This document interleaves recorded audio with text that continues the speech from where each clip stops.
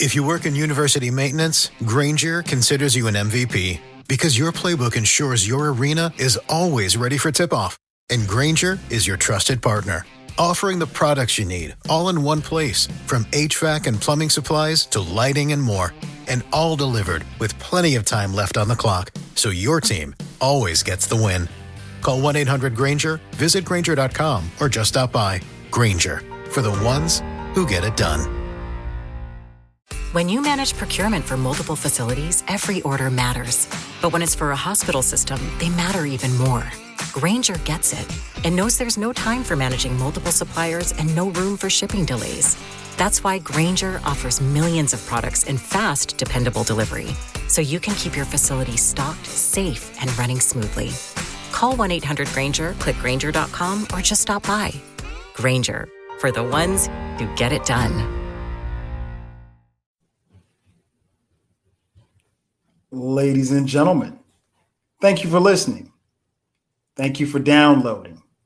And thank you for subscribing to the latest edition of the 12 Kyle podcast. I'm 12 Kyle. Check this out. On this episode, what I want to talk about is jobs. More specifically, how much does that job pay?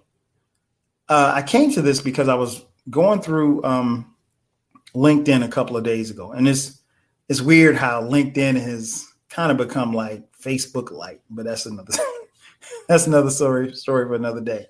But there was a article that was posted on LinkedIn, and it dealt with about like when to tell a potential candidate if a job is, put it out there that they're looking to hire, when to tell a potential candidate how much the job pays.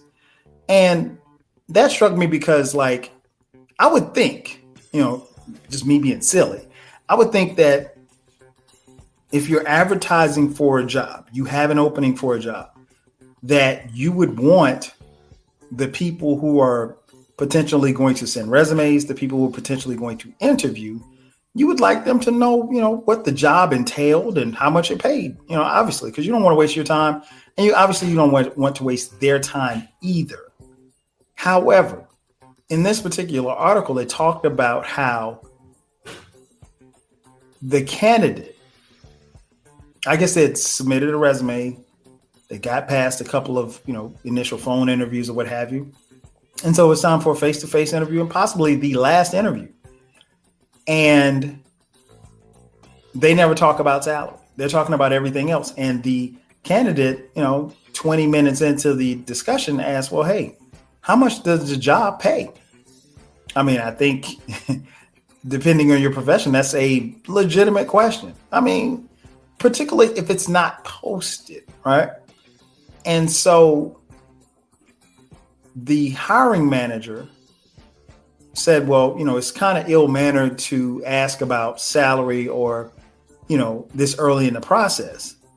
And the candidate said, well, look, I'm not going to waste my time if you're not going to tell me how much this job pays. And they said that they weren't. And the candidate subsequently walked out. Okay.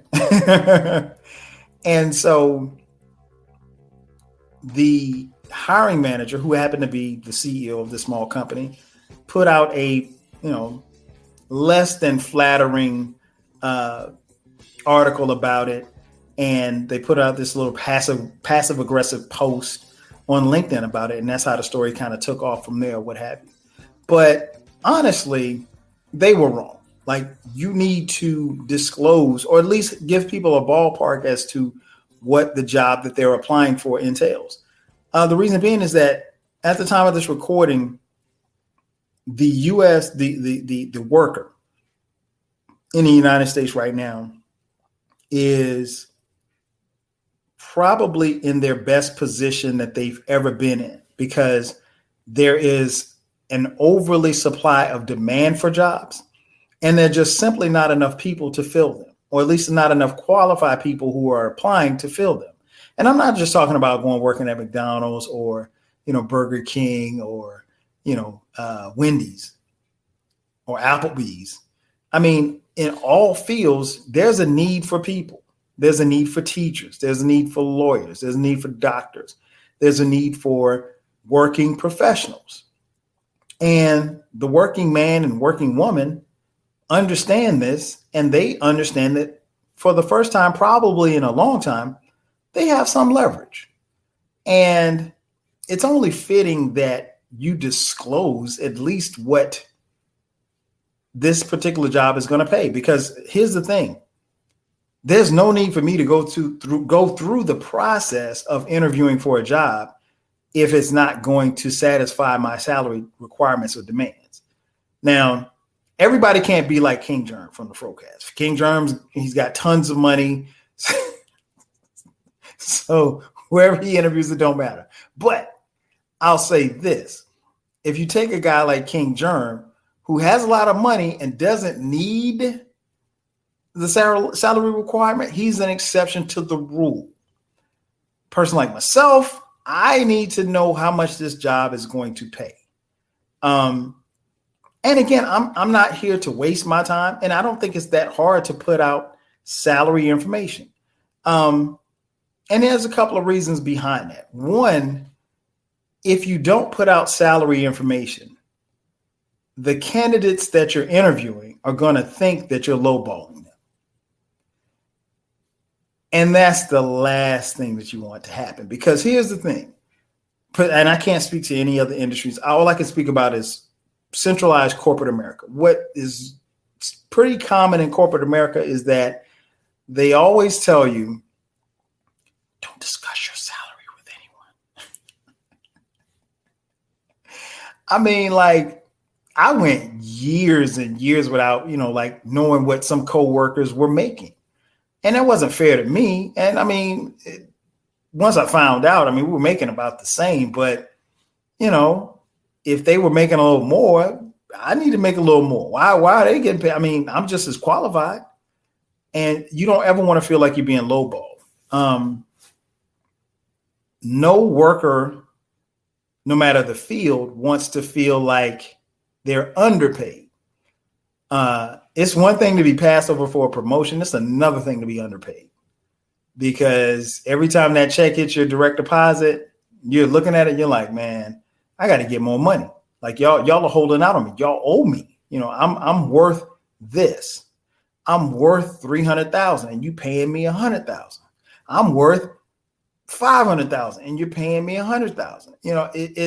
I'm worth 50,000 and you're paying me 25,000. Whatever the case is. Nobody wants to feel like they're being lowballed. So the thing that I've kind of surmised in my time in travels is that if they don't tell you how much the salary range is, then you can assume that the salary isn't competitive. And if it's not competitive, then it's probably not for you. And that's what most people think. And ultimately, you don't want to, just be running through hoops, basically, for a job, even if you don't have a job. Another thing that's key is that time. You don't want to waste your time. You don't want to waste your time. You don't want to waste their time. I've always been told, like, if you get an interview, take an interview. There have been times where I've interviewed for positions that I know that I wasn't going to take. Was I wasting their time? No, because I always feel like you can never be too sharp in your interviewing skills. There may be a question or two that I, get or what have you that may make me think, or it may stump me. That's happened in the past, even in interviews with jobs where I knew I wasn't going to take the job. That being said, at least I knew up front what the job was paying. So even in the event if I decided to take the job, I have an idea like, okay, I could work with this.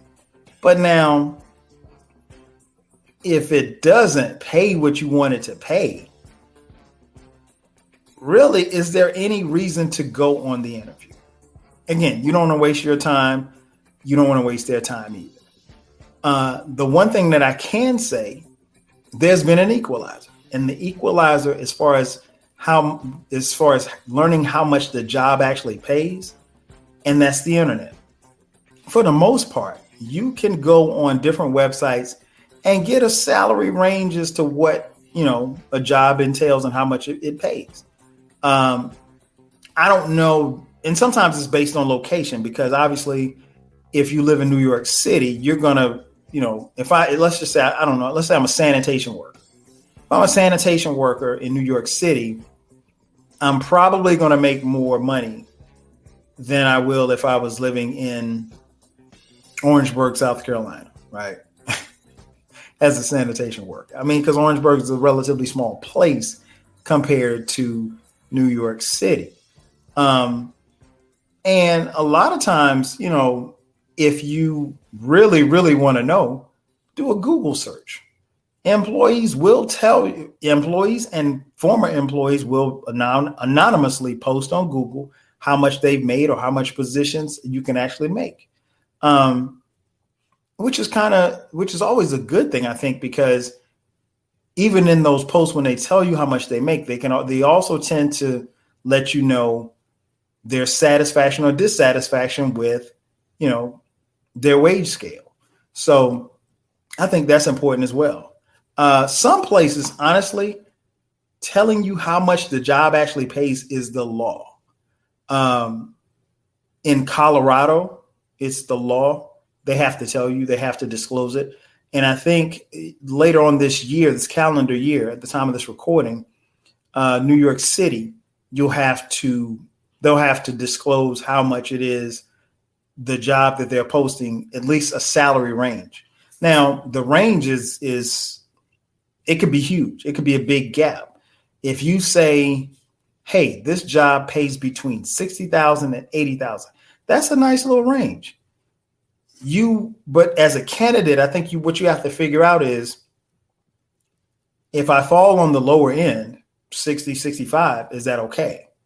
If I fall on the higher end, I'm good. I'm Gucci, right? But what's the likelihood of that? Because that's where your negotiations come in. If you say, hey, I've been doing this job, I've been a sanitation worker for 25 years, I have great reputation, I do this, and that, then yeah, you probably can negotiate to that 80,000 mark, or maybe even longer. Maybe even something bigger than that range, if they really want you. If there's a bidding for your services, I've been there before. Where you have companies kind of bidding for you. That's a great feeling too. I mean, you kind of feel like a free agent. You know what I mean? Like you're happy, and it's like, okay, well, we got this offer over here, we got this offer over there. I had that happen once. That was really, really dope. It was really dope. And the job that I ended up taking it actually worked out pretty cool. So I had no complaints. But companies are going to have to tell you how much the job pays. I would implore each of you to do your research, do your Googles, ask questions. Idealistically, you want to find these things out before you interview. Because again, you don't want to waste your time. You want to make sure that you're in a qualified pool of candidates, and you want to make sure that, one, you can have some leverage, because trust me, if they're offering you $60,000, they can pay you $60,000. Hell, who knows? Maybe they can pay you $100,000. You won't know unless you ask. So gather as much information as you can get when it comes to that. Being armed with that, you have some level of power, if you will, being able to negotiate the contract, but always know what the job is going to pay up front. A lot of times, particularly in corporate America, I've dealt with recruiters. Recruiters they know up front. And sometimes in dealing with recruiters, they might try to scheme a little bit off the top. The job pays $80,000 and they're telling you it pays $75,000. No, let me get everything that I'm getting. The job pays $140, but they're telling you it pays $120. No, you're not going to cheat me, because you can't take that money. That money is that money should be coming to me. And I'm not saying that all recruiters do that, but be very careful with recruiters, because you just never know. The recruiter is much like, particularly in corporate America, is like an agent in sports. They work for you. So they don't get it and get paid unless you get hired. Simple as that. But arm yourself with as much information as you can. I've made it kind of a rule now because of how things have been since COVID and because of the industry that I'm in. I'm not going to apply for a job that I can't see how much it is paying. Because I know my worth. I know what I am on this market. I know what I bring to the table. And that's not being arrogant or cocky. I'm just speaking to someone who's been in this industry for 20 years. So I know what I'm doing, right? And everything that I say and I do, I can back it up. And, I'm pretty good at what I do, modestly speaking. But, so I'm going to get my $10 an hour. I'm going to get my $10. Y'all ain't going to cheap. Y'all ain't going to be cheap and keep me from getting my $10 an hour job. But yeah, I said all that to say this. Get as much information as you can. Do not let anybody lowball you. Know your worth. And, go into it knowing that, one, the job is yours. And two, they're going to pay you every dime, not a penny less. That's going to do it for me. Thank you for checking out this bonus edition of the 12 Kyle podcast. Be sure to subscribe to the podcast. The podcast drops each and every Friday, each and every Thursday at midnight. Make sure that you subscribe because from time to time there will be bonus episodes that will drop on Sundays. Also, remember that there's a YouTube channel. Check it out and subscribe there as well. That's going to do it for me. I'm your boy 12 Kyle. I'll catch you guys next time. 5,000. If you work in university maintenance, Grainger considers you an MVP because your playbook ensures your arena is always ready for tip-off. And Grainger is your trusted partner, offering the products you need all in one place, from HVAC and plumbing supplies to lighting and more, and all delivered with plenty of time left on the clock, so your team always gets the win. Call 1-800-GRAINGER, visit Grainger.com, or just stop by. Grainger, for the ones who get it done. Before you begin your road trip, ask yourself, do you really need 5 full suitcases? With the 2026 Kia Sportage X Pro's class-leading cargo space, you'll have room for what you need. Find out more at your local Kia dealer today. Keep the adventure going. Kia, movement that inspires. Call 800-3334-KIA for details. Always drive safely and obey all traffic laws. Comparisons based on second row legroom and cargo space behind second row seats in the subcompact SUV class according to Kia segmentation as of October 2025.